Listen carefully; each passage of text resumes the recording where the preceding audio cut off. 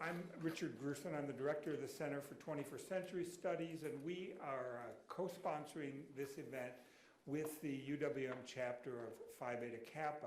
And in fact, this is kind of I just call it a blessed coincidence that Ames McGuinness, who's the president of the Phi Beta Kappa chapter, contacted us earlier in the year and said he'd like to take advantage of the generous offer of PBK, and Ames will say something in a minute more about that, to bring a speaker here. And he gave us a list of the possible speakers, and Wendy Brown's name kind of like was jumping out in neon, something like that. It was like, okay, this is, so we were thrilled to have this opportunity. In any event, I will ask Ames to say a bit about Phi Beta Kappa and about this event, and then I will introduce Ivan Ascher to introduce Wendy Brown. So, Ames. Thank you very much, Richard.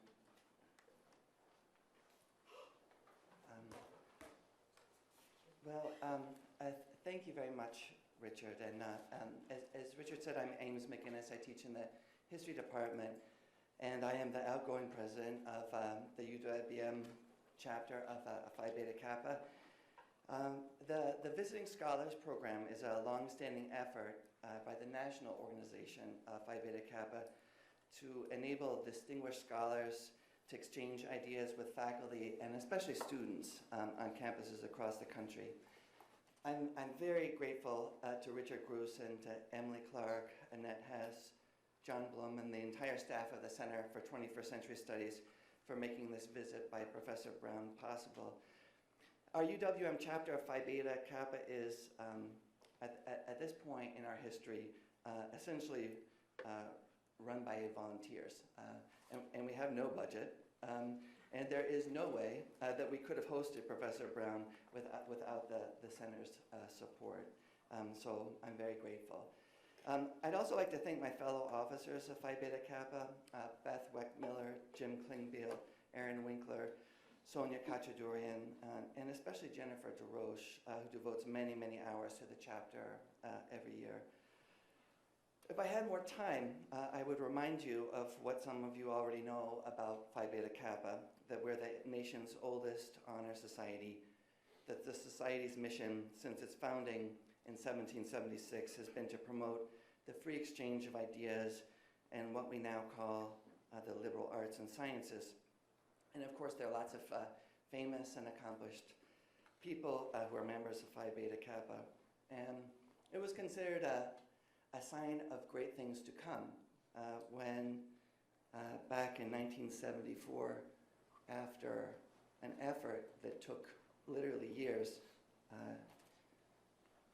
an effort undertaken primarily by faculty members, that UWM finally earned the right to host a chapter of Phi Beta Kappa. And we're now actually only one of 5 campuses in the state that do have a chapter, and one of only 2 campuses on the UW system that have a chapter. But as impressive as all that is, right now, it seems more important to me to recall that in recent years, Phi Beta Kappa has emerged as one of the strongest, most articulate, and uncompromising voices in favor of the liberal arts in our country, particularly on university campuses. And we are, quite honestly, we're not in good shape as a chapter. And as I was confessing earlier in the brown bag discussion that Professor Brown held earlier in the center with faculty and students, I sometimes wonder myself, what is the role of Phi Beta Kappa on a public university in the early 21st century?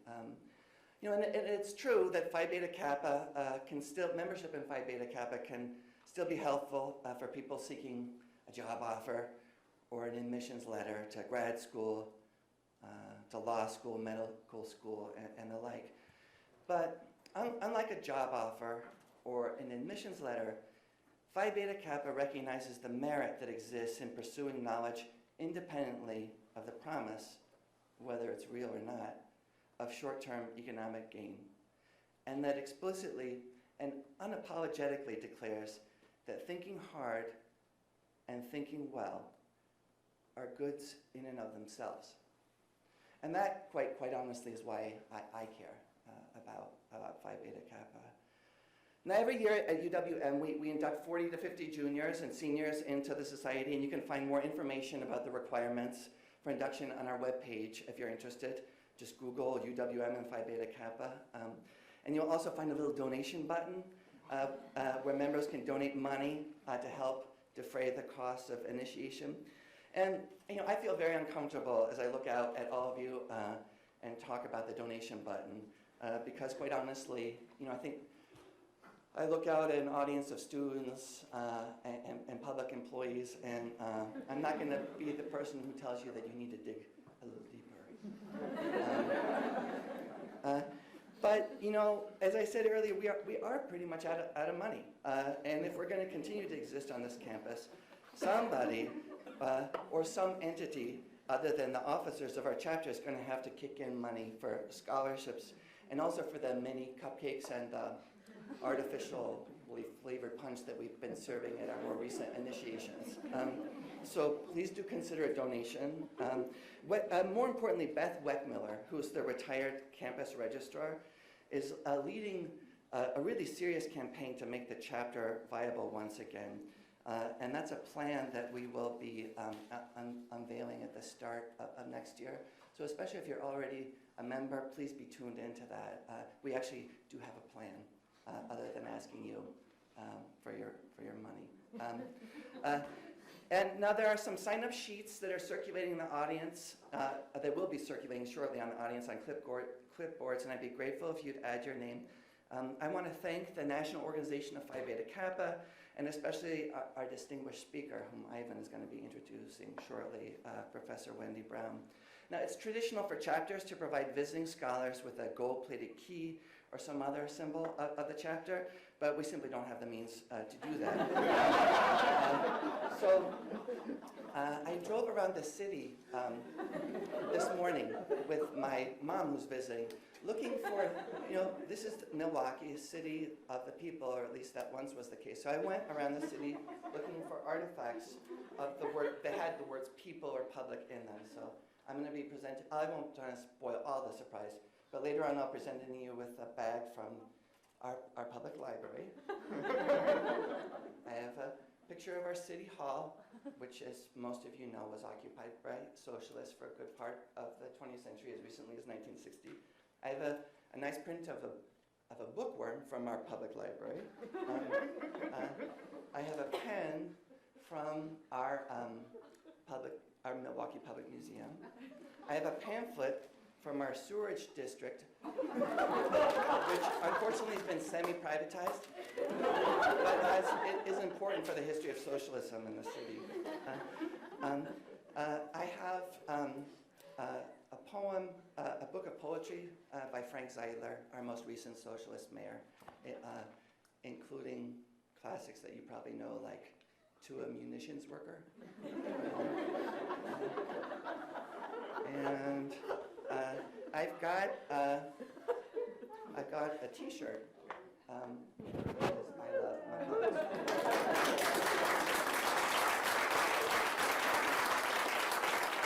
And I have to apologize. It's actually been worn at several protests, but I washed it.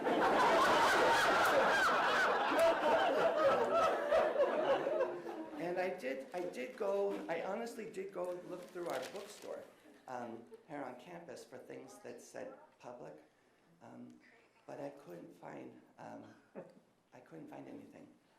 So instead, I have to offer to you, the people in the audience, the people of UWM.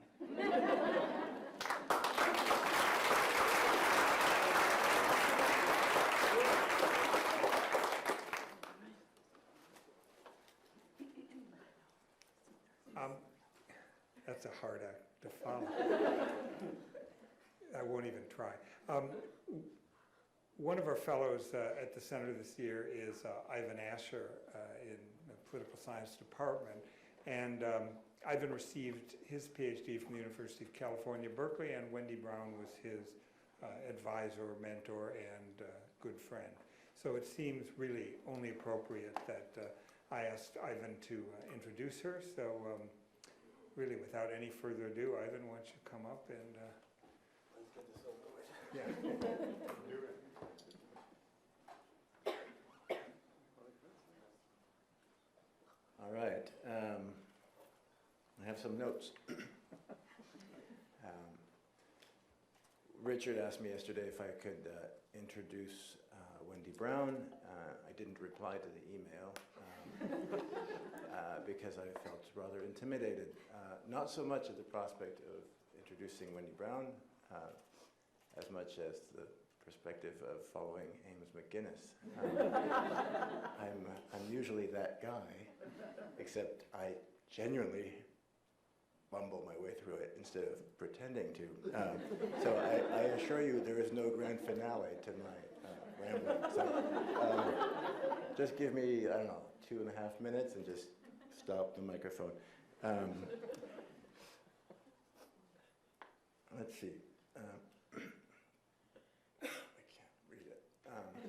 All right, so I will say it is also intimidating to speak, not just about somebody that you admire and love very much, but to do it in their presence. And so I resolved in the last 10 minutes not to do that, but to talk about somebody else whom I admire and love very much, who's not here, and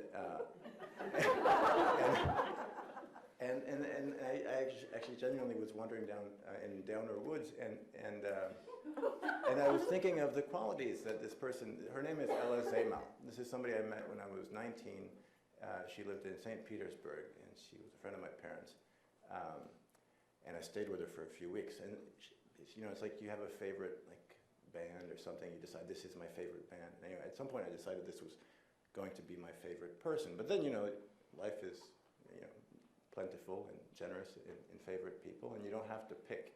But you can think about the virtues that certain people have that you might want to stick with or even emulate. And so I realized as I was thinking about Ella that I was also thinking about Wendy and some of the qualities that they have. And I'll just share a story about Ella, which is indirectly, I think, a story about why I have such admiration and appreciation for Wendy Brown.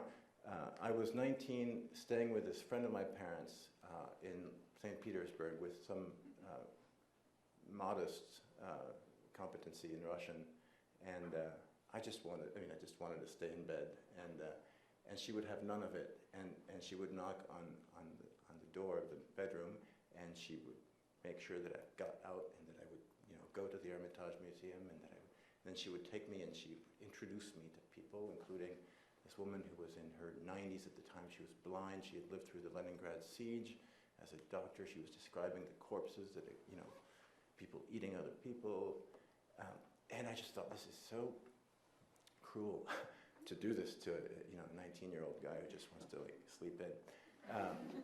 But these were formative memories, and on top of being a taskmaster, Ella Zemal was also extraordinarily generous, and it would actually genuinely engage me in conversation and care to know what I thought.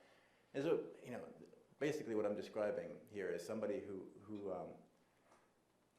is extraordinarily gifted intellectually, but you know that, and that's why you're here, but also somebody with extraordinary integrity and generosity of spirit.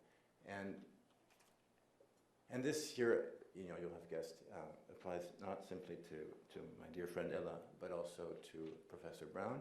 And with these, I'll leave the other thoughts to myself, and I give you Professor Brown.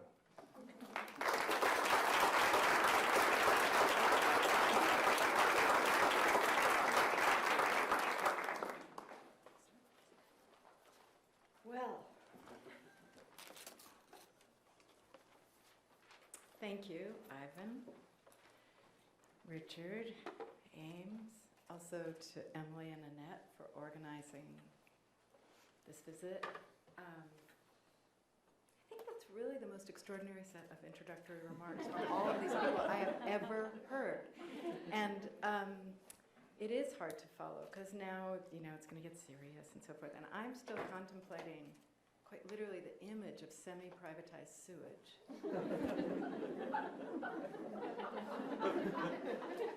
And socialist realist poetry. I'm really excited about my presence. I hate gold pins, and I am just so excited about my presence. And those bags, those recyclable library grocery bags, are just a fundamental part of my life, as they all are with all of us. So I'm thrilled. Thank you so much. It is a deep, deep pleasure to be in Milwaukee for many, many reasons. I have old and beloved friends here, former advisees, people I haven't seen in a while, new people I've met, so smart, so interesting. Politics of the city is just remarkable. It is a city that, I'm not going to do that because we're like almost done with the amount of time we now have. So I'm just delighted to be here. And let me tell you what we are going to do this afternoon.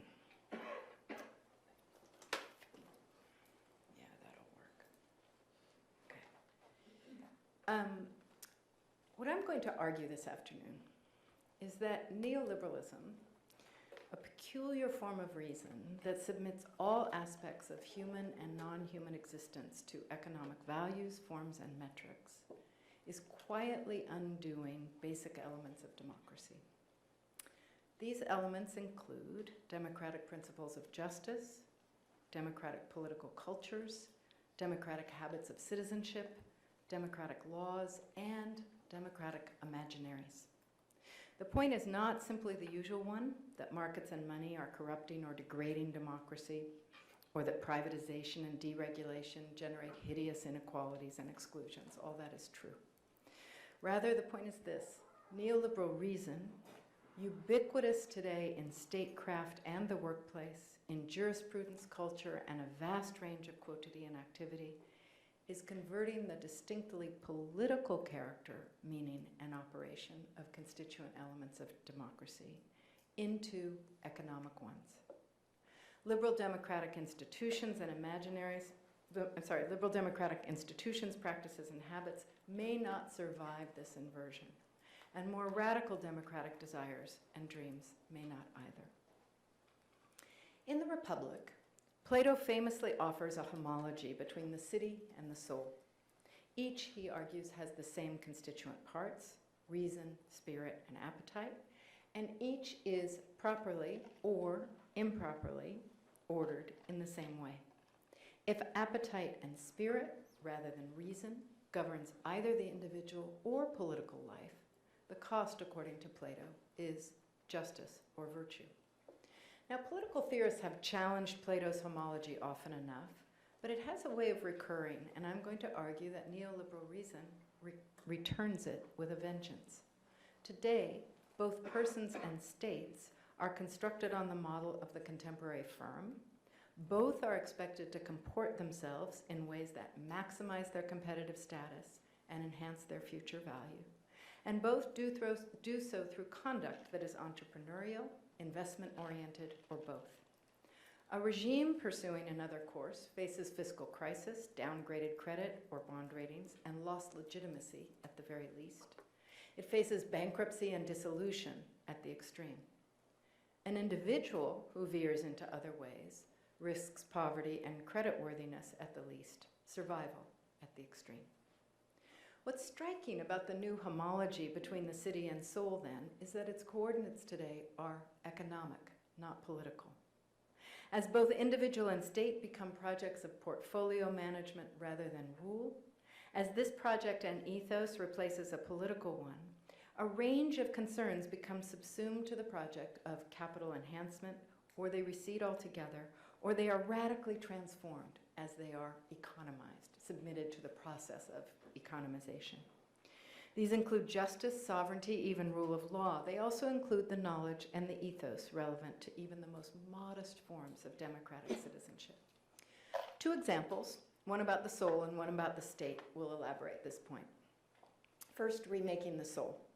It's no news, particularly in Milwaukee, that European and North American universities have been radically revalued and transformed in recent decades. Rising tuition rates, declining state support, the emergence of for-profit and online education, the remaking of universities through corporate best practices, and a growing business culture of competences in place of certificates or knowledge refract the ivory tower of just a quarter century ago as anachronistic, expensive, and indulgent. While Britain has privatized most of its public universities and forthrightly tied remaining state funds to productivity metrics that measure knowledge according to impact, the icon of transformation in the US is a bit different. It is in a proliferation of informal ranking systems closer to crowdsourcing. Older measures of college quality, bound very heavily to caliber and size of applicant pool, these are being rapidly supplanted by a host of new best bang for the buck rankings, offered by organizations ranging from Kipler's Personal Finance to Princeton Review to Forbes magazine. The algorithms may be complicated, but the cultural shift is plain. Replacing measures of educational quality are metrics oriented entirely to return on investment. What kind of job placement, what kind of income enhancement may be expected by certain amounts of student investment in any particular institution.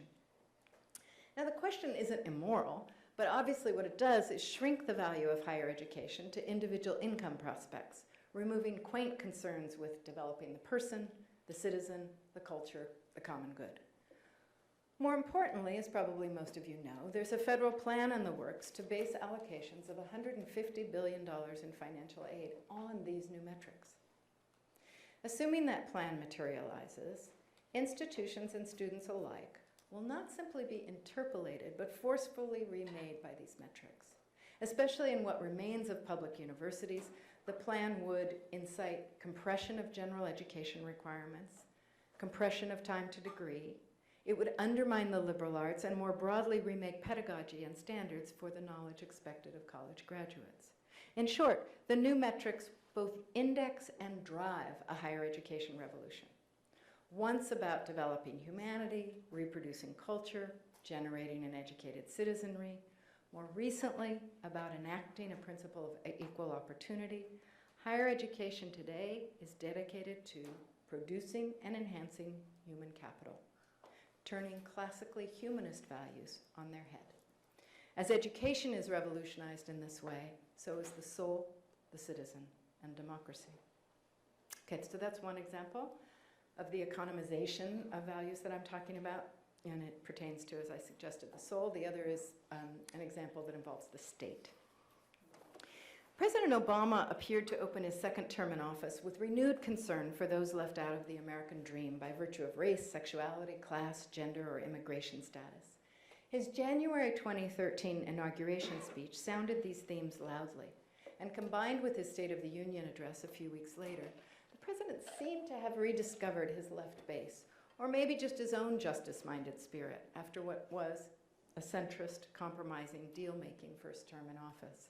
Perhaps Occupy Wall Street could even claim a minor victory in shifting the discourse on who and what America was for. But close consideration of the 2013 State of the Union address reveals a very different placing of the accent marks. While Obama called for protecting Medicare, progressive tax reform, increasing government investment in science and technology research, for clean energy, for home ownership and education, for immigration reform, for fighting sex discrimination and domestic violence, for raising the minimum wage, each of these issues in that 2013 State of the Union speech was framed in terms of its contribution to economic growth and American competitiveness.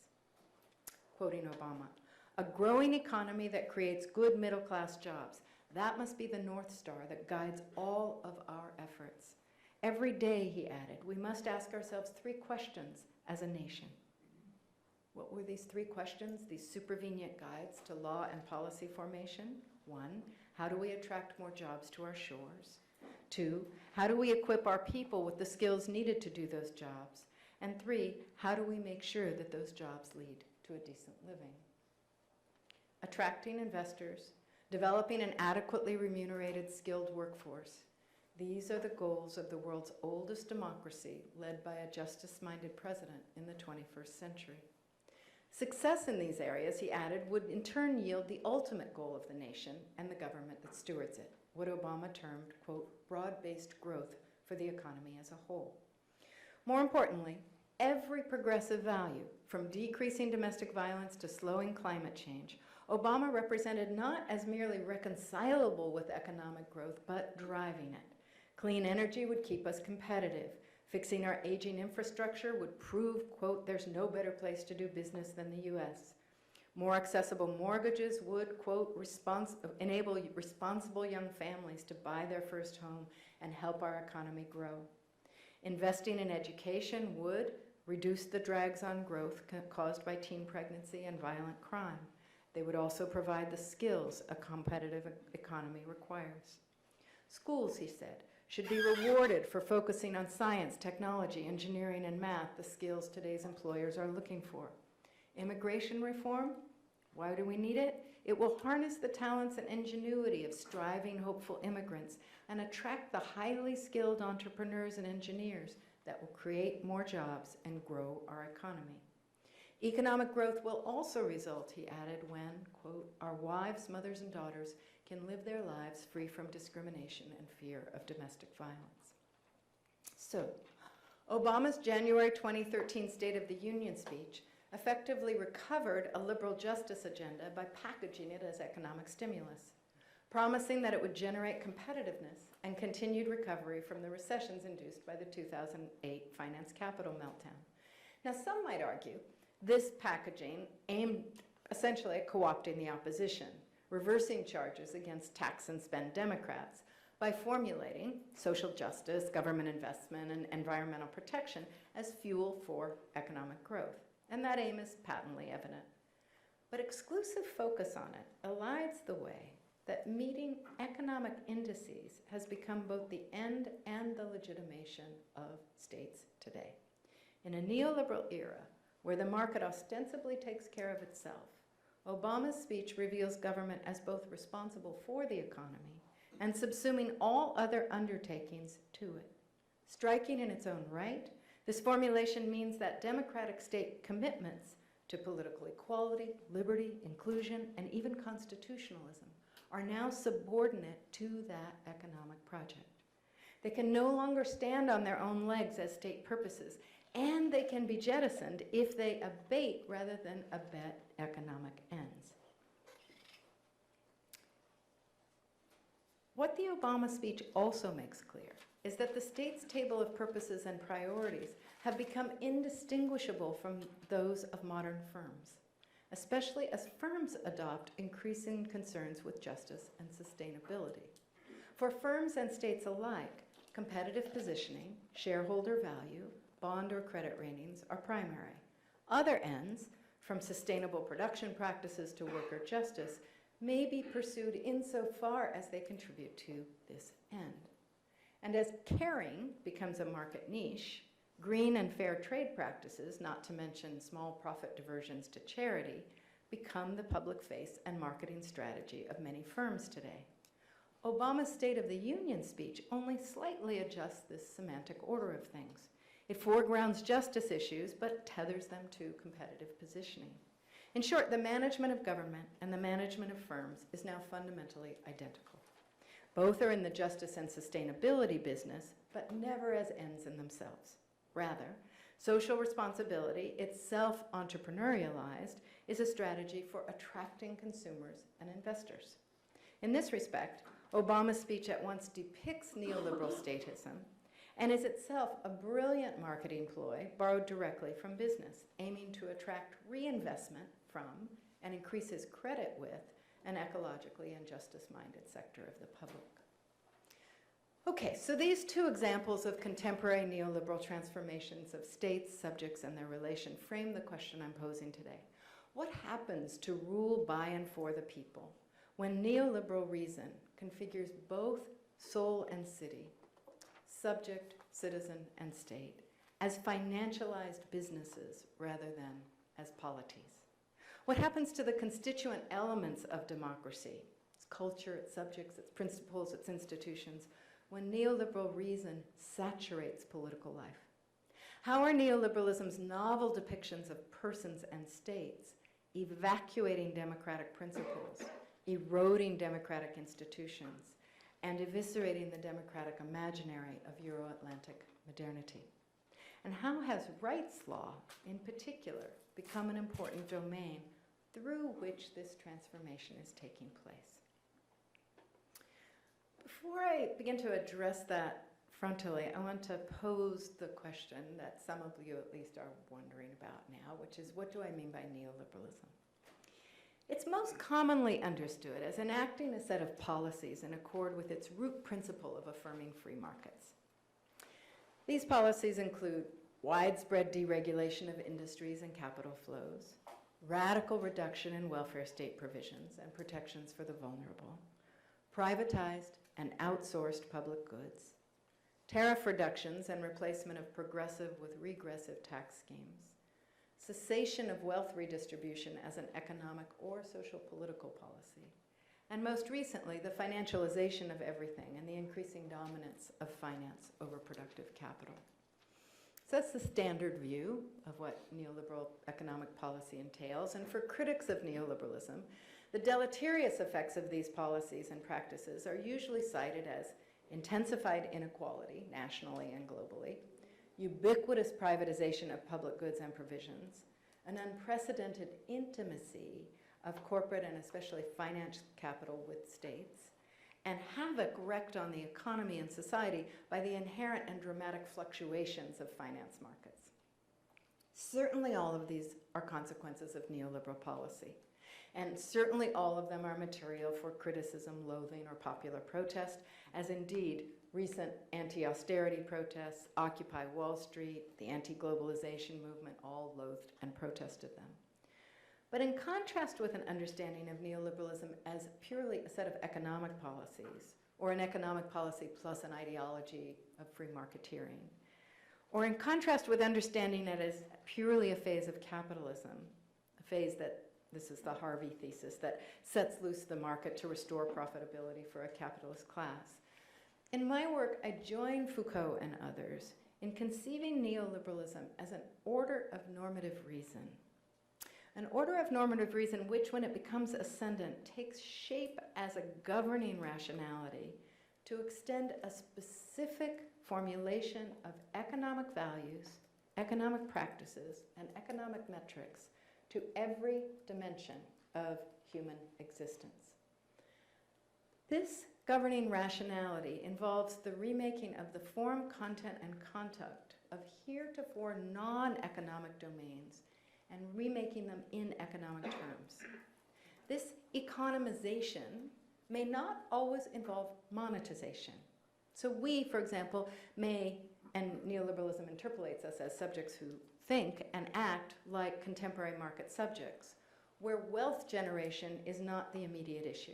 For example, in learning, where one's thinking about self-investments and enhancing one's value as a bit of human capital, but that moment that one's doing that is not actually about monetizing the self, or in writing an article, or in choosing where to live. So the relentless and ubiquitous economization of all features of life by neoliberalism doesn't mean neoliberalism literally monetizes all spheres, even as such monetization is one important effect of neoliberalism. Rather, the point is this: neoliberal rationality disseminates the model of the market to all domains and activities, even where money's not at issue, and it configures human beings exhaustively as market actors, as only and everywhere homo economicus. So, one might approach one's dating life in the mode of an entrepreneur or investor, but not be trying to generate or accumulate or invest wealth. Or a student trying to enrich her college application profile might undertake charitable service entirely for the point of enriching that college application profile, but the service remains unwaged. It remains charitable service. So, widespread economization, not necessarily monetization, of heretofore non-economic domains, activities, and subjects is the distinctive signature of neoliberal rationality. But economization in what sense? Contemporary neoliberal rationality doesn't mobilize a timeless figure of the economic man and simply enlarge its purview. That is, Homo economicus doesn't have a constant shape and bearing across the centuries. Several hundred years ago, the figure given to us by Adam Smith was a figure who truck bartered and exchanged, a figure who relentlessly pursued its own interests by making deals in the marketplace. 100 years ago, the figure was that of the Benthamite utilitarian, minimizing pain, maximizing pleasure, cost-benefit calculations everywhere. 30 years ago, at the dawn of the neoliberal era, Homo economicus was still oriented by interest and profit-seeking, but now entrepreneurialized itself, its aims and its assets. It entrepreneurialized itself in every domain and at every turn. And this is the figure Foucault describes in his collège lectures on neoliberalism. Today, I would argue, Homo economicus maintains aspects of that entrepreneurialism, but has been significantly reshaped as financialized human capital. The project of Homo economicus today is to self-invest and attract investors in every domain and in ways that enhance everywhere its actual or figurative credit rating, whether through likes on Facebook, numbers of Twitter followers or retweets or blog hits, through impact factor, through ranking or rating as academics in various parts of the academic world, or rankings and ratings of every other institution or enterprise or person or endeavor. And whether the ranking and rating agency is Moody's or S&P or Yelp. So the contemporary economization of subjects by neoliberal rationality is distinctive in at least three ways. First, in contrast with classical economic liberalism, we are today only and everywhere conceived as Homo economicus, and that's one of the real novelties that neoliberalism introduces into political and social thought. It's also among its most subversive elements, that we're not Homo economicus in the economic domain and Homo politicus in the political domain and Homo socius somewhere else and so on. We're just Homo economicus everywhere. And that's the significance, of course, of formal modeling and rational actor theory emanating out of economics and overtaking sociology, political science, business schools, and even anthropology and psychology to some degree. So that's the first novelty, the first distinctive feature of contemporary economization. The second one is that neoliberal Homo economicus takes its shape as human capital rather than as a figure of exchange or interest. And that too is novel and distinguishes the contemporary subject from that drawn by classical or neoclassical economists. Third, today the specific model for human capital and its spheres of activity is, as I've said, increasingly that of financial or investment capital, not just productive capital. Marketeering based on profitable exchange and entrepreneurializing one's assets hasn't vanished entirely. It's part of what contemporary human capital is and does. But increasingly, Homo economicus as human capital is concerned with its portfolio values across all its different spheres of existence: consumption, education, training, leisure, mate selection, retirement, and more are configured as decisions about self-investments related to enhancing the self's future value. Within neoliberal rationality, human capital is both our is and our ought. That is, within neoliberal reason, it's what we are supposed to be, and what the rationality makes us into. How exactly does that work? Foucault here underscores two key elements of neoliberalism's departure from classical economic liberalism. On the one hand, he says, competition replaces exchange as the market's root principle and virtue. And on the other, competition has to be seeded and structured by governance and by law. And here it's important to remember that in neoliberal reason, competition is understood as good everywhere and is what makes markets good, but it's not treated as ontologically natural and self-organizing. This feature of neoliberal rationality promulgates markets everywhere, but at the same time renders all market actors as little capitals rather than as owners, workers, consumers, producers, etc. Each actor everywhere is competing for market positioning and value maximization, seeking to attract investors and maximize returns on its self-investments. Human capital's constant and ubiquitous aim thus mirrors that of all neoliberalized firms, countries, academic departments, universities, or websites. The goal? Attract investors, enhance your value, maximize your rating or ranking. Now, this figure of the human as an ensemble of entrepreneurial and investment capital is evident on every college and job application, every package of study strategies, every invitation to intern or gain exposure for one's writing or one's art, every professional workshop for young scholars. These examples remind us again that as neoliberal rationality disseminates market metrics to new spheres, this doesn't always take a monetary form. Rather, persons, fields, and practices are economized in ways that vastly exceed literal wealth generation. And that point is crucial to the one I now want to focus on, the neoliberal remaking of democracy. Before I get there, I just have to say, rendering human beings as human capital has many ramifications, and I just want to elaborate those that are relevant to our concern with democracy. First, in neoliberal rationality, we are both human capital for ourselves and for the firm or state or post-national constellation of which we are members.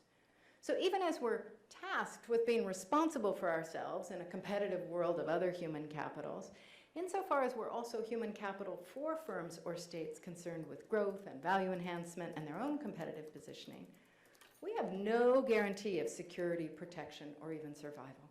Fiscal crises, downsizing, outsourcing, furloughs, all these and more can jeopardize us even when we've been very savvy and responsible self-investors. Most importantly, as a matter of political and moral meaning, human capitals do not have the standing of Kantian individuals, ends in themselves, intrinsically valuable, nor do specifically political rights adhere to human capital. And indeed, rights themselves can be economized, recast from social and political to market meaning and application, as I'll suggest in a few minutes. Okay, so the first point is we're both human capital for ourselves and for the firm or state or post-national constellation like the EU, of which we are members. And as human capitals, we don't have the standing of persons in classic liberal constitutionalism. Secondly, inequality, not equality, is the natural medium of competing capitals. When we're figured as human capital in all that we do and in every venue, equality, therefore, ceases to be our presumed natural relation with one another. And when neoliberal reason overtakes the political sphere, that means that equality itself ceases to be the a priori of neoliberalized democracy.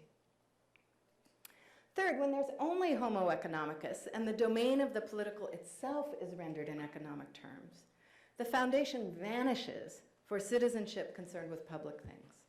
Here the problem isn't just that public goods are defunded and common ends are devalued by neoliberal reason, although that's so.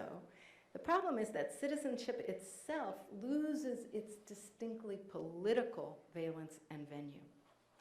Homo economicus approaches everything as a market and knows only market conduct. It can't think about public purposes or common problems in a political way.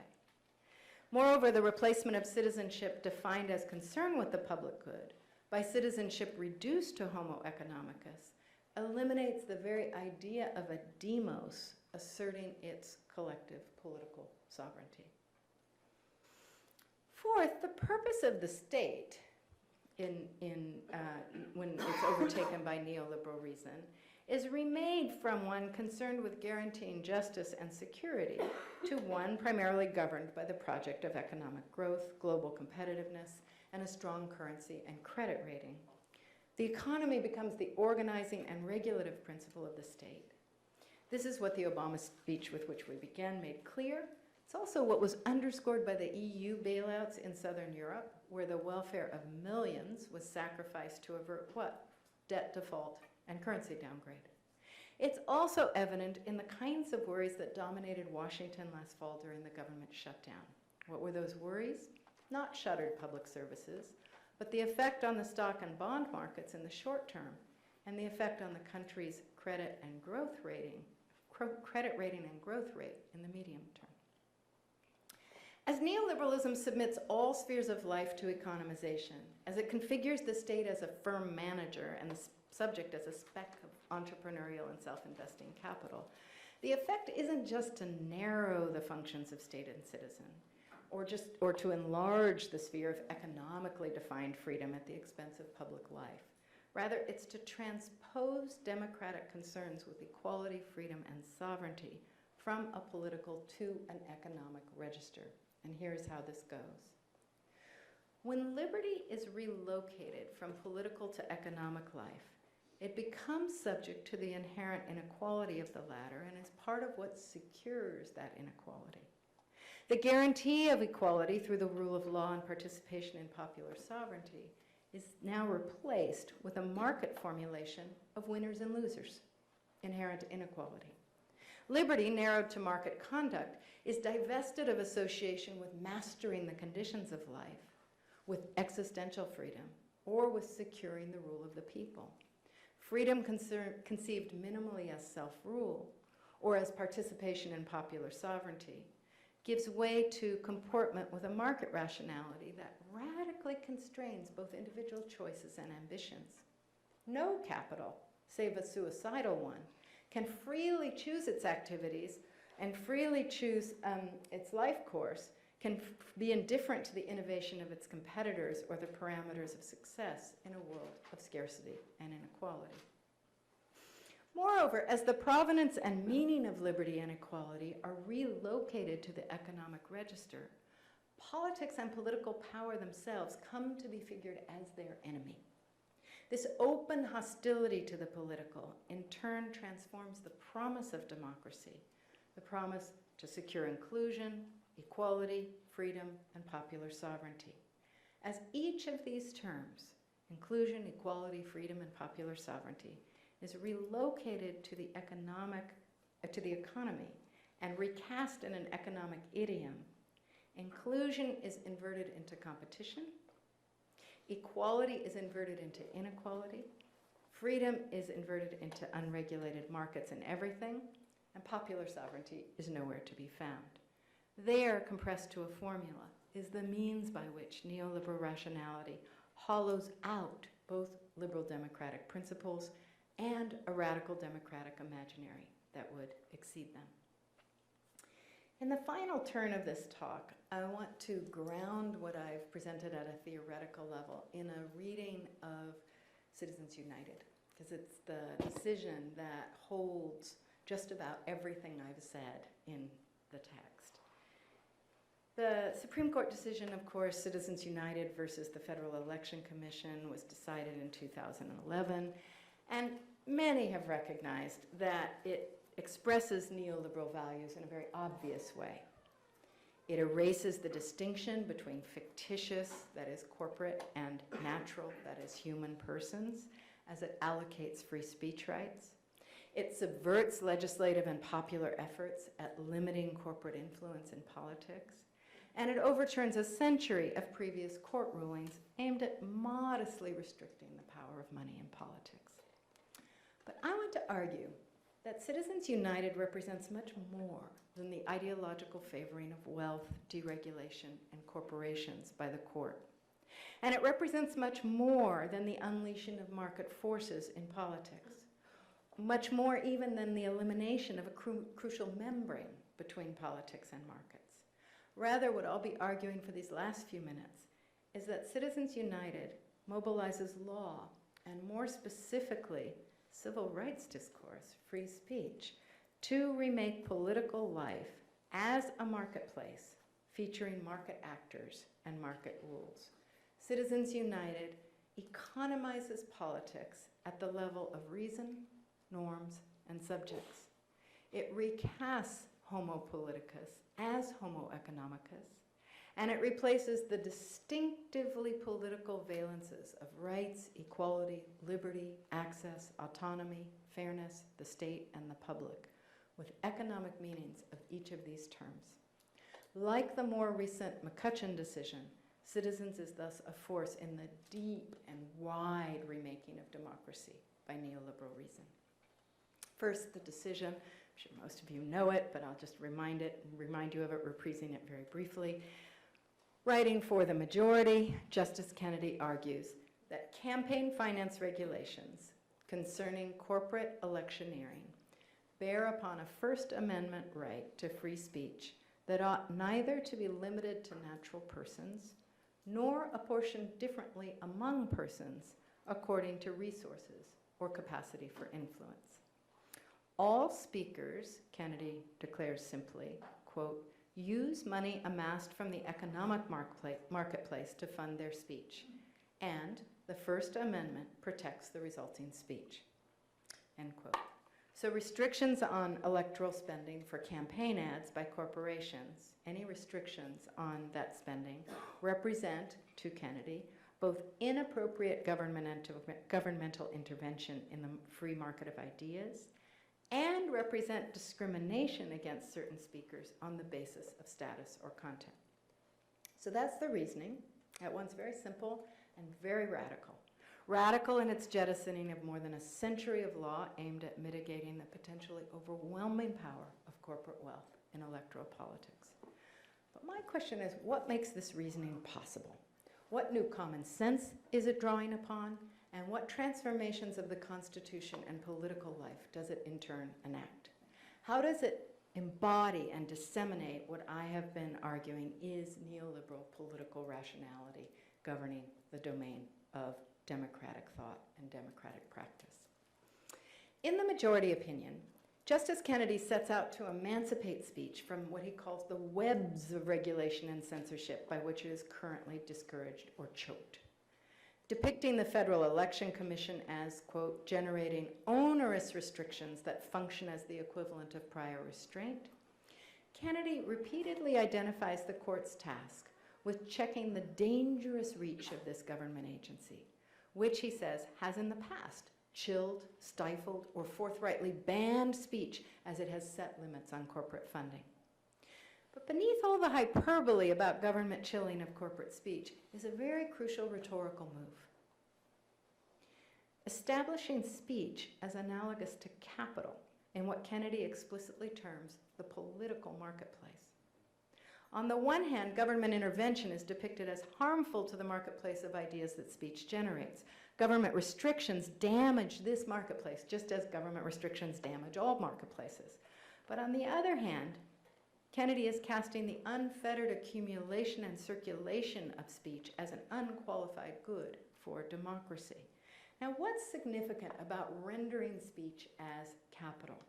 Remember, economization occurs not just through applying market principles to non-market fields. It applies through converting political processes, subjects, categories, and principles to an economic idiom. This is the conversion that occurs on every page of the Kennedy opinion. If everything in the world is a market, and if neoliberal markets consist only of competing capitals, and if speech is the capital of the electoral marketplace, then speech is appropriately unrestricted and unregulated, and it's fungible across actors and venues. It appreciates through calculated investment, and it has as its sole function the advancement or enhancement of its bearer. Classical associations of political speech and democracy with freedom, conscience, deliberation, truth, persuasion among the demos, these are nowhere to be found in the decision. But how precisely does speech acquire the shape of capital in the Kennedy opinion? And I'm only going to give you the summary here. In another venue, perhaps in a forthcoming book, I give you the longer version of this account. First, speech is like capital in its tendency to proliferate and circulate. Kennedy depicts it as a force that is both natural and good and totally fungible. Speech is speech, just as capital is capital, no matter who's got it, no matter who's doing it. Second, persons are not merely producers but consumers of speech, and government interference is a menace at both ends. It's wrong in principle, and it's harmful in effect, just like the government telling you what brand of toothpaste to buy. The marketplace of ideas, Kennedy repeats tirelessly, is all that can decide the value of speech claims. It cannot be a matter for government determination, just as government must not interfere with other consumer choices. making no mention of voices enhanced by spectacular media values, or conversely, those dampened or shushed by being unfunded. Kennedy focuses exclusively on the wrong of government, quote, commanding where a person may get his or her information, using censorship to control thought, end quote. If speech generates goods consumed according to individual choice, government distorts this market by, quoting him again, banning the political speech of millions of associations of citizens, corporations, and by paternalistically limiting what consumers may know or consider. Again, if speech is the capital of the political marketplace, then we are politically free whenever and only when it is unregulated.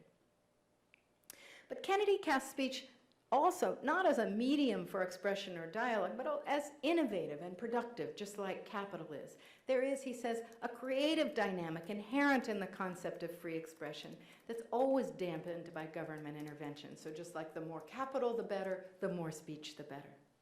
And perhaps most importantly in establishing speech as the capital of the electoral marketplace, Kennedy sets the power of speech and the power of government in direct zero-sum game opposition. Repeatedly across the opinion, he identifies speech with human freedom and government with control, censorship, paternalism, repression. Whenever the two meet, it is to contest one another, and speech, not government, must always prevail if we are to be a free people. In short, Justice Kennedy's opinion construes the First Amendment not as a specific human or political right, but as a capital right. He aims to secure from regulation or interference not ideas or deliberation or the integrity of the democratic political sphere, but to secure from regulation speech as the capital of the political marketplace. And while retaining the language of rights and persons, what he's done is effectively detached speech and speech rights from individuals, which is what facilitates the move to protect corporate speech rights. What I'm suggesting, in other words, is that the problem in Citizens United is not the one often declared by critics of this decision, that corporations have been awarded the rights of individuals.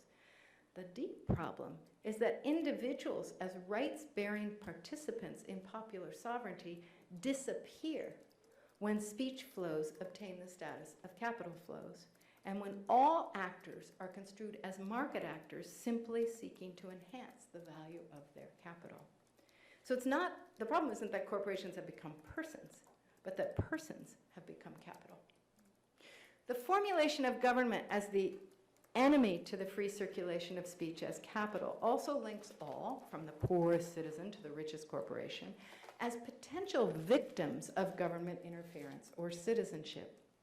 So as individuals and corporations are thus allied, even identified with one another in the perils they face, the distinctive power of corporate speech, more than glossed over, is converted into a cause.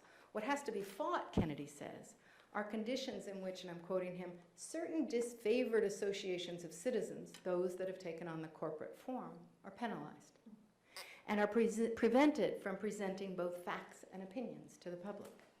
Now, this disavowal of social stratification and power differentials is a key feature of neoliberal reason. It's precisely what erases distinctions between capital and labor, owners and producers, landlord and tenant, rich and poor. How does it work? Whether capital is human, corporate, financial, or derivative, whether it's tiny or giant, all of that is irrelevant to its normative conduct and its right to be free from interference. In Citizens United, there's only speech, all of which has the same right, all of which has the same capacity to enrich the marketplace of ideas, be judged by the citizenry, and all of which has the same vulnerability to restriction or repression by government. Kennedy goes quite far in arguing for the importance of unleashing corporate speech in the political marketplace. He argues that this speech, corporate speech, may be especially valuable for its expertise, yet is most burdened by popular prejudice and most encumbered by weighty bureaucratic restrictions. So First Amendment rights, rather than simply being extended to corporate capital, are, in Kennedy's understanding, especially needed to correct this wrong. Put a little differently, Kennedy positions the court as enfranchising when it decides in favor of Citizens United, not the powerful, but the disliked, the unwanted, the historically excluded or encumbered, and the particularly important national voices.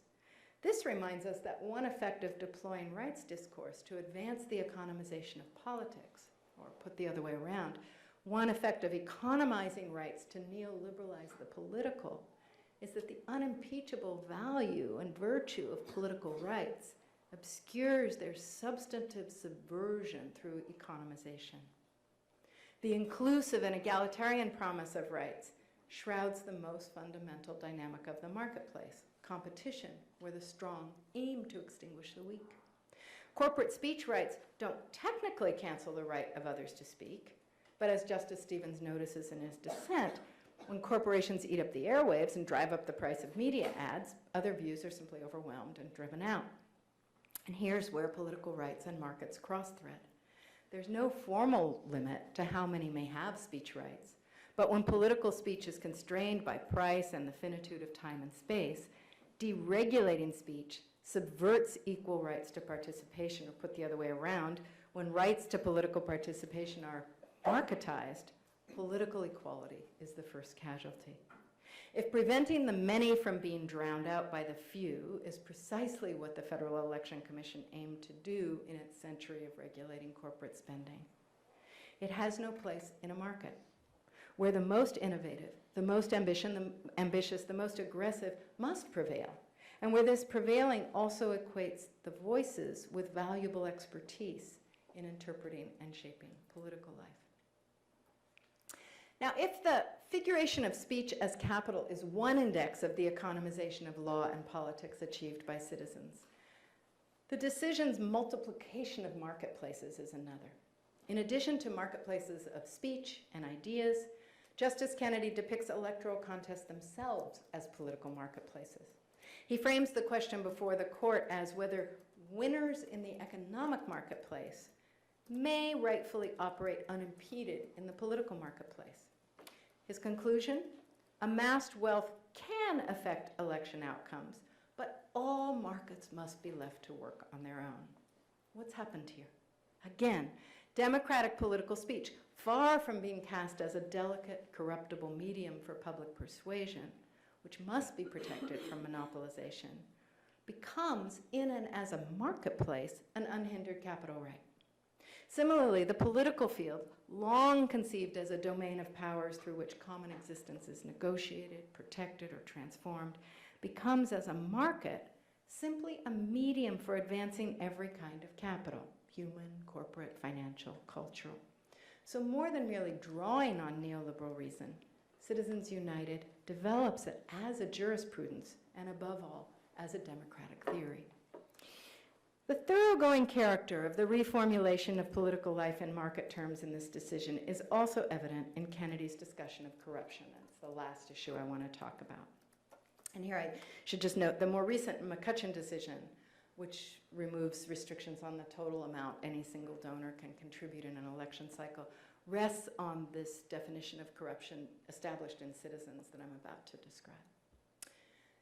Kennedy raises the issue of corruption to dismiss its relevance to limiting corporate spending in elections. And what he says is this. You have to really listen to this sentence. I know it's late.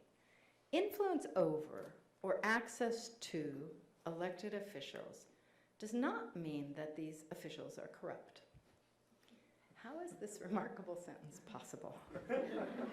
Kennedy limits the meaning and existence of corruption to explicit quid pro quo arrangements, dollars for political favors. I pay you, you go do what I want you to do in the political scene. Now, the classical definition of political corruption is a little different. It's the sustained bending of public to private interest, a disease that those who classically theorized corruption understand as almost impossible to cure once it's settled into the body politic.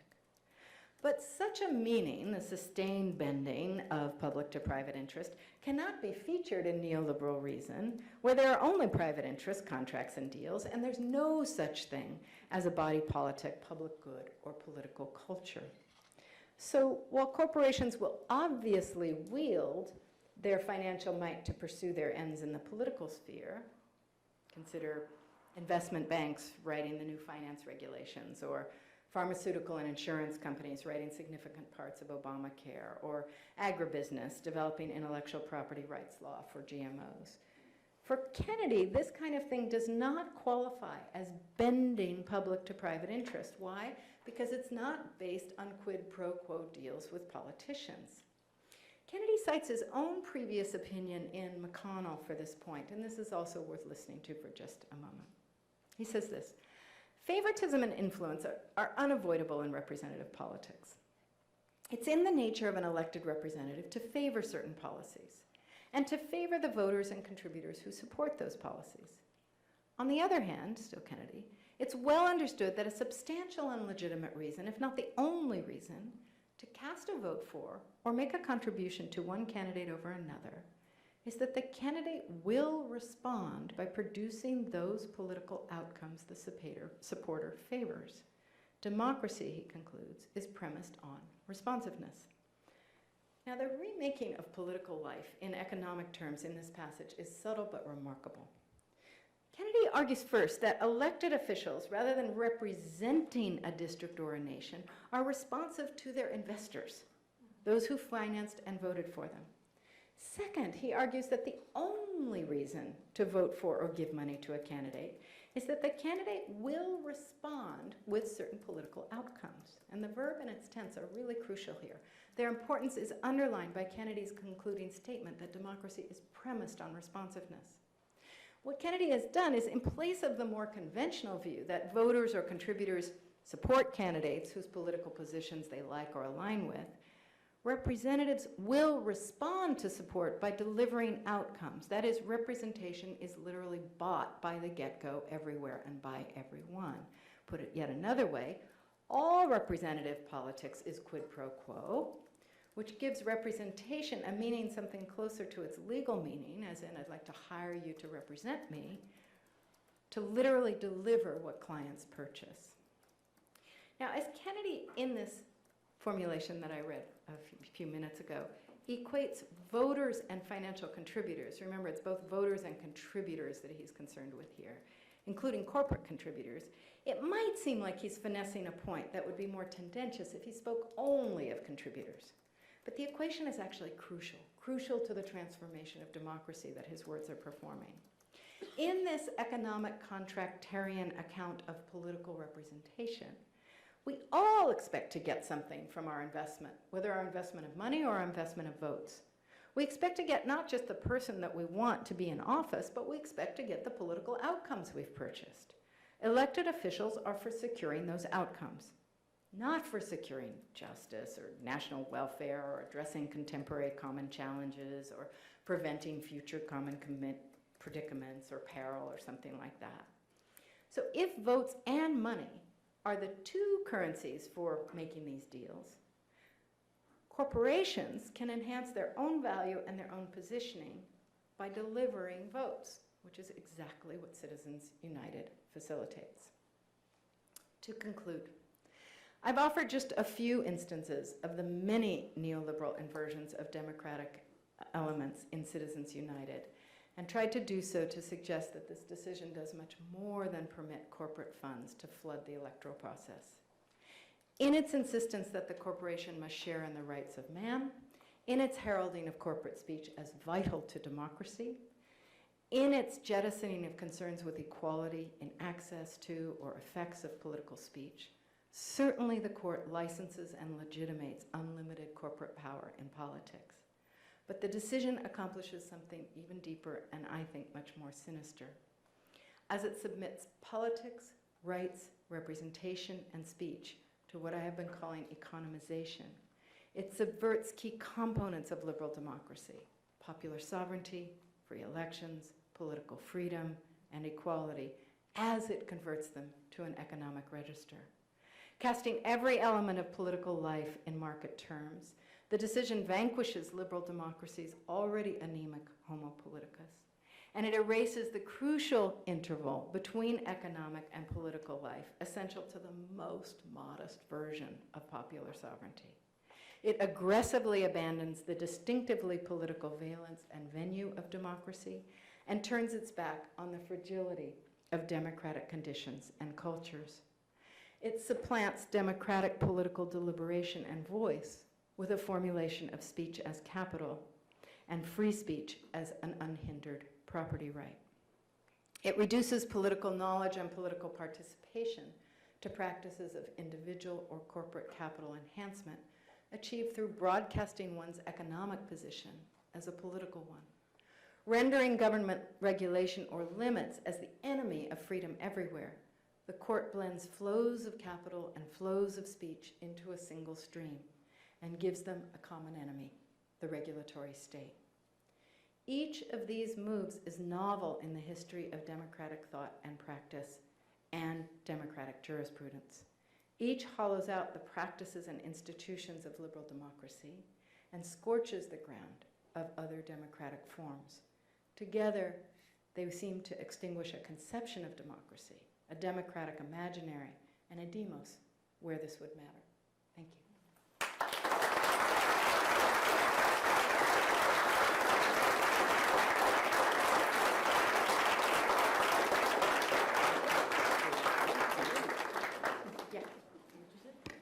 Okay, so Professor Brown will be happy to call on you herself, and I just want to let you know we'll probably go to about 5:15, and then those of you who are still around are welcome to join us on the 9th floor for a reception up at the Center for 21st Century Studies.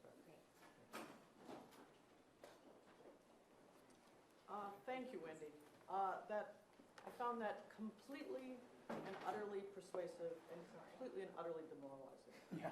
I mean, it's, you know, the way that you put it all together, put things that I know about together, the way that you made it clear that Citizens United is much, much worse than this horrible thing we already thought was really horrible. The way that you connected it to what's going on in the university, an anecdote, my daughter who's in college just wrote me today all excited because USAID has agreed to allow her to, she's in the liberal arts, to translate documents for free, and she couldn't wait to put it on her LinkedIn because she's modeling herself on a friend of hers who's in business school, and she feels like she has to build her capital. And I didn't even understand what she was doing. It was so bizarre. Now you do? Yeah, right. So So that's good. I helped your mothering. I should have. Instead of told her I was happy for her, I should have told her, no. Why are you giving free labor to the government? Yes. But I guess my question is, I mean, I have absolutely, I have only complete persuasion to what you said. It all makes sense. It's all very clear. It all fits together. But, so does that mean we've lost, it's over, we should just go to bed? I mean, really, seriously. What does one do after what you said? And by... That's great. It's a sign of our age, yours and mine. That go to bed is the conclusion. Go have a party. Or No. Fiddle while Rome burns or something like that. Okay, I'm tired. No, I mean, it is a really depressing analysis, and that's the business I'm in. And I'm never good on what Bush used to call the vision thing, and I'm never good on the what is to be done question. But I do think that in one of the things political theorists do inevitably, even when they try not to do it, is paint pictures of power that are fairly complete and fairly total. And there are other things going on, and we know there are other things going on. I mean, you have had things going on that have protested this condition here in Wisconsin. We've had Occupy, we've had anti-austerity protests, we have students standing up saying, I am not a bit of human capital. Favorite one was at Berkeley, actually.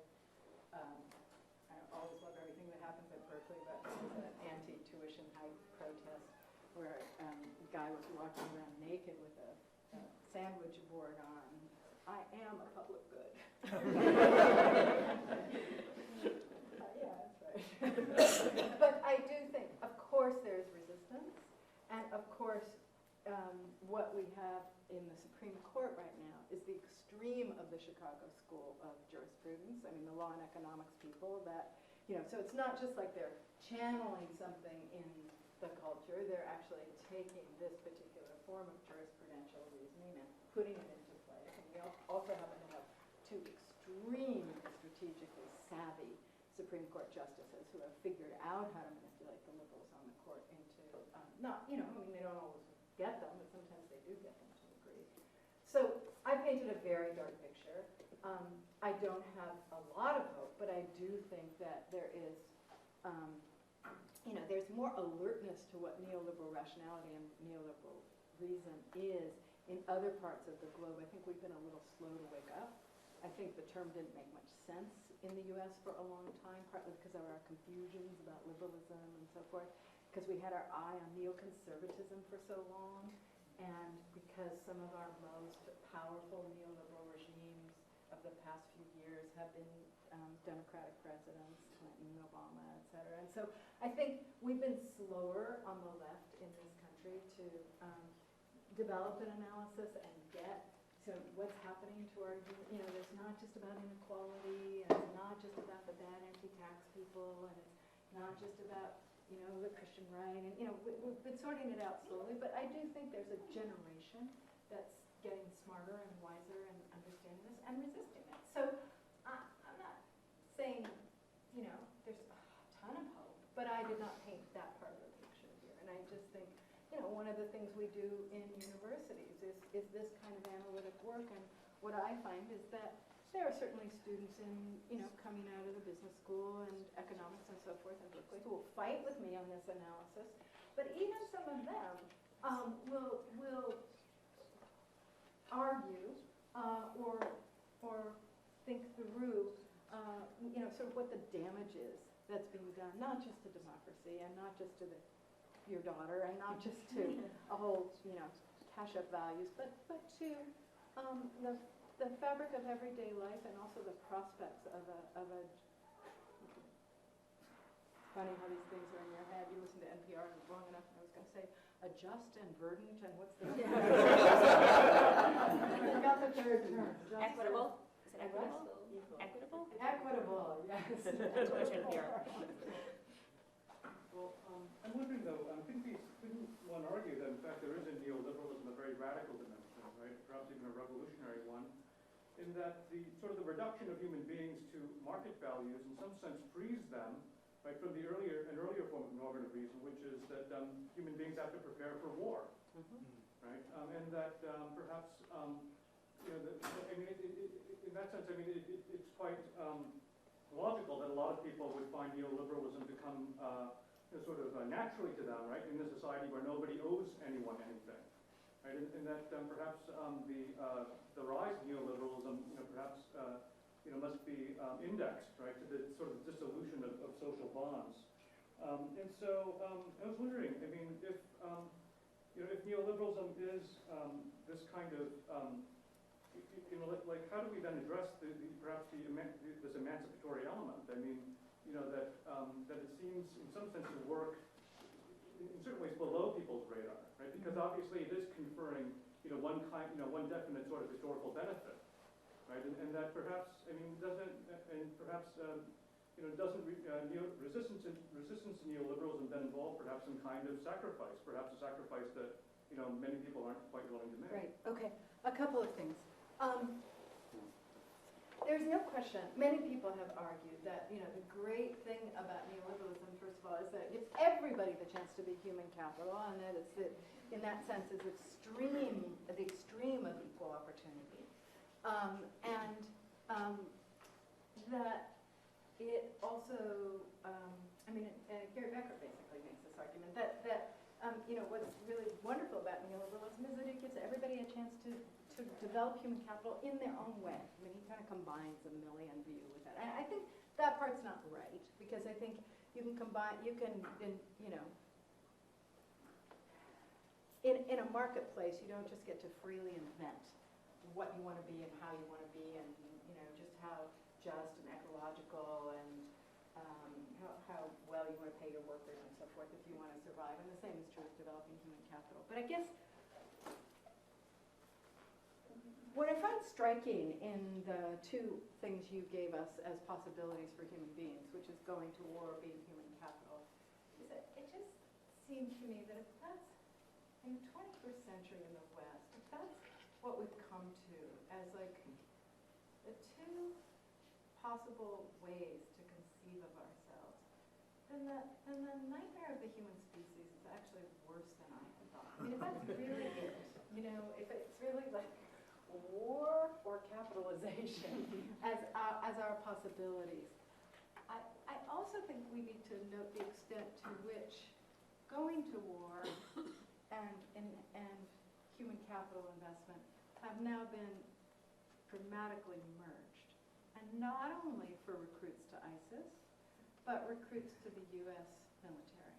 That what used to be done as a patriotic discourse has now become almost entirely an economistic discourse. Why do you join the army? So that you can get your education or get your benefits or get out of the ghetto or whatever. So I'm not sure that it's really that divide. But I think the most important thing really that I have to say is that I think if what you're calling the attractiveness of neoliberalism may be jumping how do I put it? The idea that human beings are attracted to neoliberalism, and that's why we now have neoliberal regimes, may not take the measure of the extent to which neoliberalization works the way that 100 years ago commodification worked, where commodification was not something necessarily that every human being wanted, that everything we did and had and cared for, we wanted to see take a commodity form, but that's precisely what that era of capitalism did. It just commodifies everything. And that producing the order of financialization and financialized human capital isn't something necessarily that's attractive, but we're interpolated by it. We're in it. So I'm hesitating before the part of your analysis that says there's the reason we've got it is that masses and masses of people are rushing to it, as opposed to taken up by it, construed by it, organized by it, constructed by it, in spite of themselves. And the example of your daughter would be a good one. She doesn't think, oh, I'm acting like a good little bit of human capital. She's just acting like a good little bit of human capital. And my son, who's a hippie musician, is doing exactly the same thing. And he thinks of himself as really opposed to all this stuff. But what does he do? He goes to a really nice college, getting a great liberal arts education, and he's thinking about everything he does in terms of enhancing his music and positioning as a musician, not in a terribly crude or awful way, but that's just how he's approaching his education. I keep saying, you know, English for its own, poetry for its own. You know, that's there, but I'm just saying that's the way we think now, and that's the way these kids think, no matter where they think they are. Okay, now I have 5 hands up, so what I'm going to do is just sweep the room in that direction. So back in the back. Hi. Thank you for your talk. Sure. I'm wondering, I'm glad this question, this issue of state violence came up. So I'm wondering how issues of state violence work with this undermining of the demos. So at the same time as we're talking about the undermining of the demos, the creation of all these little human capitals, we also have the rise in the United States of and the use of criminalization and illegalization to remove that capacity from all sorts of different people, and not only to compete potentially through the idling of their capacities, but also ramping up of their competition, but removing them from the possibility of, say within a workforce, removing them from the possibility of being part of the demos also. So I wonder if you could speak to that. I'll just say a little bit. I think you actually already, in your question, actually had a pretty good analysis of it, so I'm only going to ratify what you said. I think that, first of all, I do not believe that one discourse or one rationality organizes everything. And what I did not even try to touch was the relationship between neoliberalism and securitization. There are overlaps and there are intersections, but I think they're very different rationalities. I don't think one causes the other. I think because they're now both organizing Western democracies, I think they're both very much shaping one another. But okay, so the preface is, I wouldn't try to make this one total analysis that explains everything, but I do think one of the things that has happened in, let's just call them whatever your favorite term is, bourgeois democracies, constitutional democracies, liberal democracies, whatever is left of them, is that as neoliberal reason comes increasingly to organize state policy and state formulations of, well, let's just call it state policy, that that efficacy comes increasingly to trump justice and constitutional concerns. And that means that it's not a bunch of nefarious, how do we get around the Constitution kind of movers and shakers there making policy, but that increasingly we think, Obama's language is perfect for this. He's always talking about getting the deal done. Speaking, gives us policy in business language rather than in justice language, so that the question of what we do with immigrants and undocumented, sans papier, wherever it's happening, the question is increasingly one framed outside by lefties as one of justice and inside by a range of different political types as one of what works with my party, what works in terms of a workforce, what works in terms of a 2- or 3-tiered system of citizenship and non-citizenship or guest workers or whatever else, rather than a question of inclusion, universality, and so forth. So that's why I'm saying I think you had it already in the question.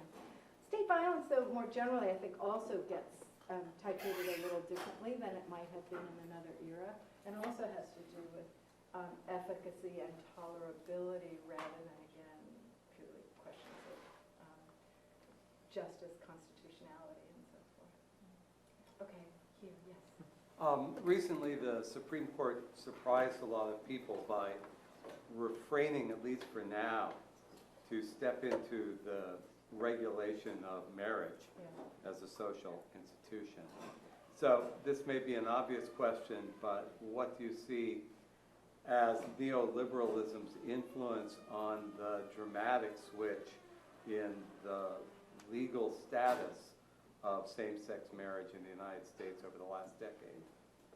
I don't think it's an obvious question at all, and I'm not actually, despite carrying on about Citizens United, I'm not a true scholar of law or of Supreme Court decisions, but it seems to me that the Supreme Court's decision to not act on the question of same-sex marriage was one of sheer calculation, that, as they even put it, we need to let this work itself out in the states, and then we'll enter, just as, we learned that lesson. We learned that we did it the wrong way with abortion, and we need to do it the right way with same-sex marriage. And what we need to do with same-sex marriage is not put the court in this rocky, difficult position of constantly dealing with differences among the states, but just let a few more years go by and then let it happen. How's that related to neoliberalism? I'm not sure it is.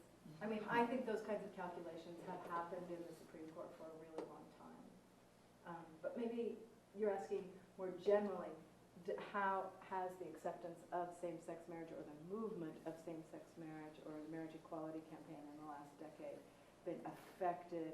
To what extent has it been shaped by what I'm calling the ascendance of neoliberal reason? I don't know. I mean, I have some, I feel like I could throw some sentences at that, but I'd kind of rather not. One could just say what's happened is certain kinds of, I don't want to throw sentences at it. Let me throw these sentences at the problem instead. Political life does not disappear with neoliberalism. What disappears is deliberation, contestation, and appreciation of elements of democratic political life. And so one way for me to understand why we have the kind of extreme and vitriolic and mostly blabbing rather than substantive kinds of debates in political life in the U.S. today, the red-blue divide, I think has a lot to do with neoliberalism. And there I think it's about that evisceration of an understanding of what democratic political life is. And so what you get is kind of the worst of politics, just lots and lots of mud and yelling and ignorance and in all sides, and the least of something I want to call I was never a total fan of liberal democracy, but what's looking good about it in retrospect is that it called for, a substantively free media and political conversations and deliberations that had at least a modicum of concern with evidence, substantiation, truth, and that sort of thing.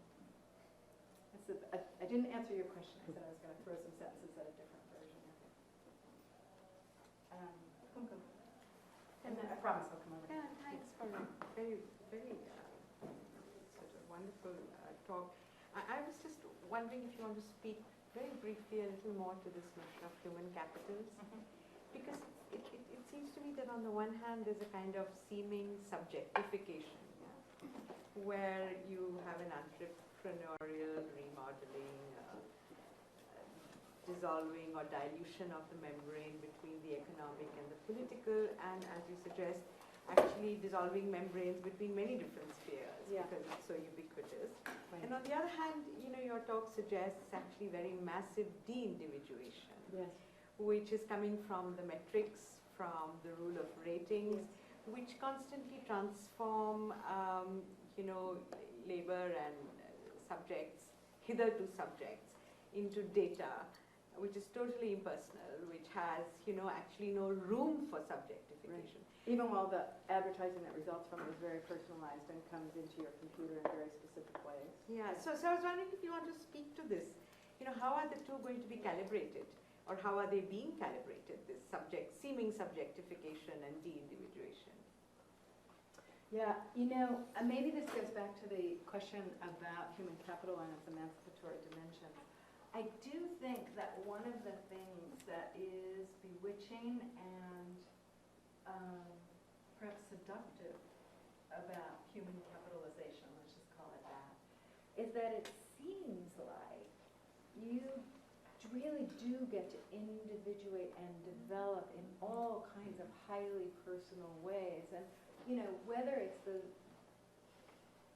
presentation of yourself on Facebook, or whether it's the particular kind of entrepreneurial idea, or it seems that whole world of enhancing your own human capital and developing yourself as human capital seems a stark and exciting contrast to the kind of gray flannel suit homogeneity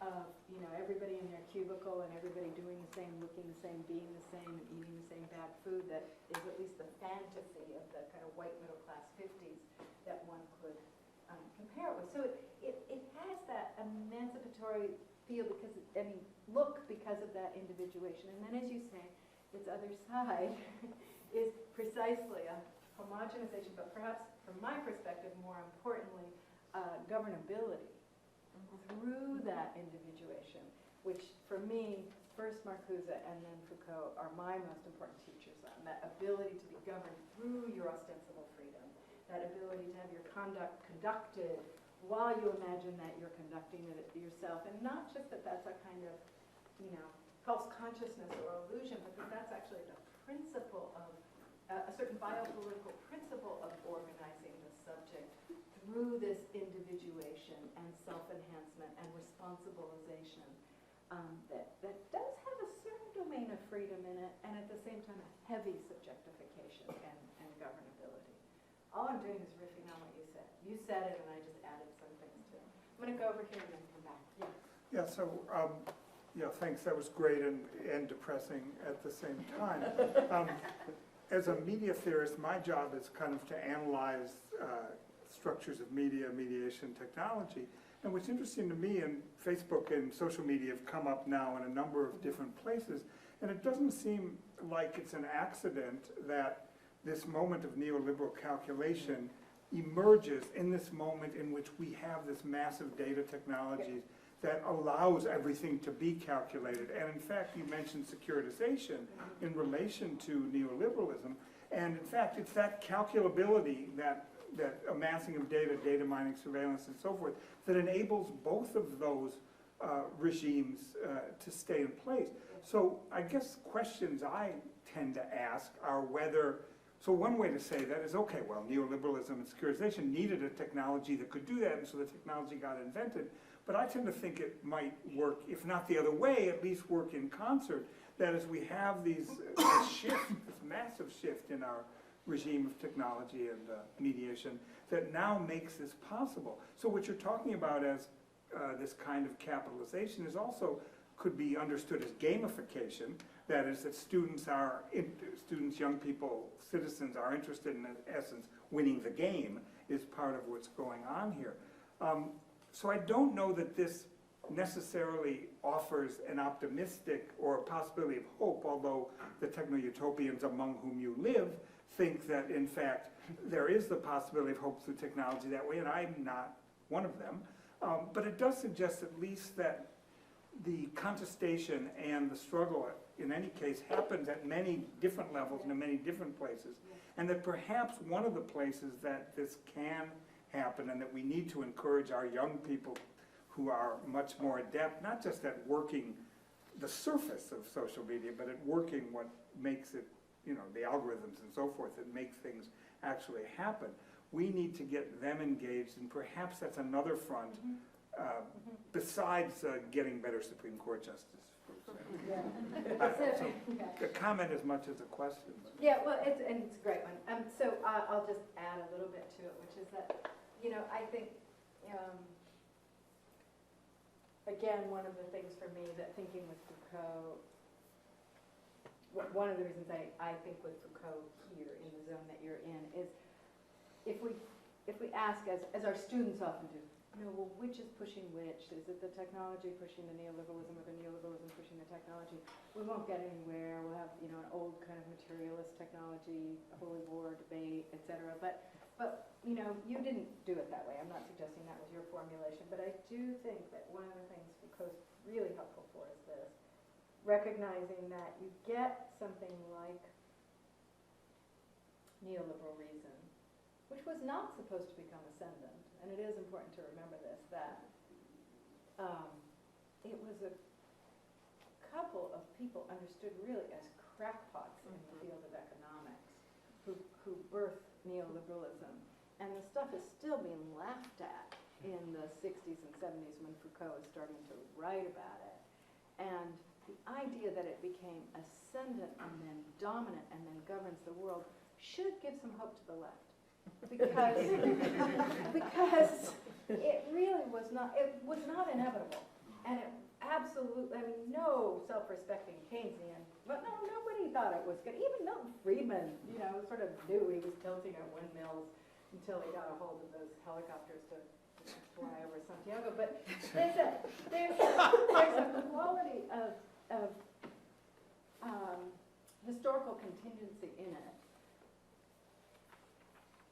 That said, I also want to say that the intersection between the development of computers and the internet, which were not neoliberal developments, and then of the things that they began to spawn, Facebook, Twitter, Tumblr, etc., that get taken up for these purposes and through this rationality and through this discourse, just reminds us to think, I realize I'm not finishing my sentences, which must mean we need to stop soon. It reminds us to think and to think about how various contingent discourses and rationalities end up intersecting and forming, combining in forms of power that nobody intended and that could be contested with some intended ones, but have to not be treated as the evil empire because they weren't intended, but also have to not be treated as either the determinism of neoliberalism or the determinism of the technology, or even the determinism of financialization. I won't go into it now, but you know, there's a whole way in which financialization comes out in part comes out of neoliberalism, and in part begins to be its undoing. So just keeping all that contingency in mind, it's hard to do. It's hard to be analytically rigorous and open to contingency. Every historian knows this problem, but I think every contemporary theorist knows this problem. And some days I just pine for the days when we could just, you know, hang out with Freud and just see the system work and Marx, and you know, it's so great when everything like really lined up as hydraulics and laws and so forth. But no more. So that's what I have to say about your comment, is that yes, there are all kinds of ways that I think, especially young people, are trying to think about the technologies and the counter-discourses that could contest some of this stuff. At the same time, those same young people, of course, are very concerned about their rankings, ratings, and retweetings, even in their resistance movements. And I'm very aware of this among the activists and student activists at Berkeley campus. That they're at the barricades and they're inventing all kinds of new possible counter-rationalities and counter-discourses, and they're fighting the good fight, and they're trying to see how much the people in Vienna and St. Petersburg and elsewhere are citing them and ranking them and evaluating and valuing them and stuff like that. There we probably just have to be self-accepting and group. So I have said 5:15. Do you? I think should we'll take one more one and then more we'll and really then let you all give you a go. break? Okay. Oh, you know what? Let's do that thing that we do. Let's take the questions, all of the last 3 questions, and then I'll Okay. have one last thing to say. So yes, you want? Okay. You touched upon this question actually a little bit in your response. Earlier response. I'd like to hear you say more about it. When I was hearing you talk in the neoliberal context that you draw out so well, so bleakly, so tellingly, liberal democratic citizenship seems like a recuperative model, at least a desirable and urgent one.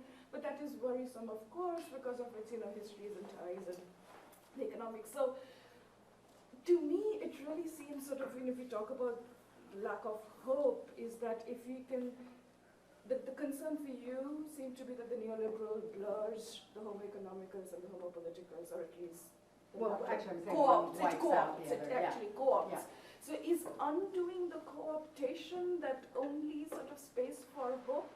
Yeah. That seems Okay. to be what you were So I suggesting. do And if have so, to that answer is the that. real bleakness that Yeah. comes to me. No, I don't think so. And I think I have to accept, as somebody who, for a long time was really in love with homo politicus, that's been my whole life, I'm a political theorist, that's what I do. Have to accept that there has to be some promise in homo economicus, given that that's who we're working with now. And I am not trying to give us a nostalgic, melancholic, let's go back, let's recover the welfare state, liberal democracy with all its racism and sexism and imperialism and everything else. Nope. We're done. That's over. But I'm telling you, there's got to be a little mourning for it, because we don't have anything newer or better on the horizon right now. But the question is, what are the possible sites for the one thing I do want to keep as a value, which is democracy understood very simply as people ruling themselves rather than being ruled by other powers. And whatever form it takes, we have to be able to figure out what the new forms might be: regional, local, workplace, educational, whatever forms and practices and locales and venues and technologies there might be. It's not going to be about recovering good old patriarchal white boy. The danger lies in that politics. nostalgia Yeah. for me. Okay, I said I wasn't going to do this, so anybody who really has something to say, go for it. I was struck by your comment about the expansion of financialization and the neoliberal regime under Clinton and Obama, and particularly because since I study modern Korea, that is precisely also true in Korea as well. That under the liberal presidents is actually when you had the real acceleration of financialization. And I make this parallel in order to draw the point that in Korea it's more stark in terms of the continuity of basically of the Cold War. And so my question is really the extent to which we have to think about this the inheritance really on a historical and really material sense of the Cold War in terms of this neoliberal moment. And particularly because, they're still talking, making comments about socialized medicine and drawing with Obamacare. Right. And so in Korea, the point is that Kim Dae-jung, when he was, he had introduced an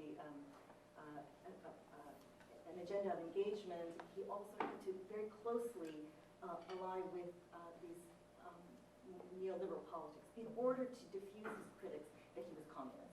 And so I wonder to what extent that sense of this kind of the continuity or the inheritance of this kind of Cold War ethos and really that, and also this sense of the war on terror being really, this is Cold War ethos who basically reconstructed. So that context. Such an important question. So this, again, the securitization and neoliberal neoliberalization. I just wanted to ask you And this about is the last question, Yeah, that's the because last we're one. trying everyone's Go, go, go, patience, so go. go. the difference between capital accumulation and capital flow. I noticed that your language is all about flow, and in an older, earlier model of capital accumulation, it exists, it persists through time, it's concentrated behind the walls of somewhere. There are barricades you can go to. But when we talk about speech, that seems to be a kind of capital. When we metaphorize speech as capital, it seems to be a kind of capital that can't be accumulated in the same way that even a like in Facebook can be accumulated. You don't gain a pile of them. It's a kind of capital that only flows, unlike monetary capital. And I wonder what that means for, I mean, it seems like a peculiarly neoliberal way to think about capital as completely dematerialized. And so I wonder about your own use of a preference for flowing over accumulating. Yeah, okay. I'm not sure, this is a great and humble way to end. I'm not sure I have anything profound to say about either. I think that you're absolutely right in thinking about the relationship of the rise of neoliberalism and its language and success as a perpetuation of, well, as a triumph at the end of the Cold War, but as also a perpetuation of it is important, but also the way that Cold War discourse continues to circulate inside it is really important. And I have not spent much time thinking about that, but I should, and I'm guessing that I should be reading you. That's my guess. So, really briefly, so it's actually Kennedy who says, speech is a way of enhancing your market position in the political marketplace. And then he goes a little further with that, and it seems to me that what he's saying is that it's what you use to enhance yourself as a capital, but then it also is a capital elsewhere. So I think I kind of fudged that, and it's too bad, because this is all, because this would have helped me.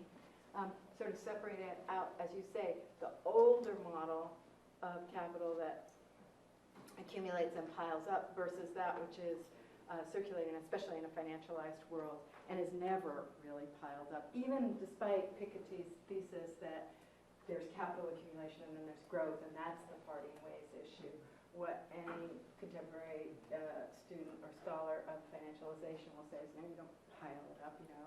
It's all about the fluctuations and the enhanced value and the future value. It's all about speculation in the possibility of that future value. So I think I messed that part up, and this is already in print, so, you know. Okay, thank you. It's been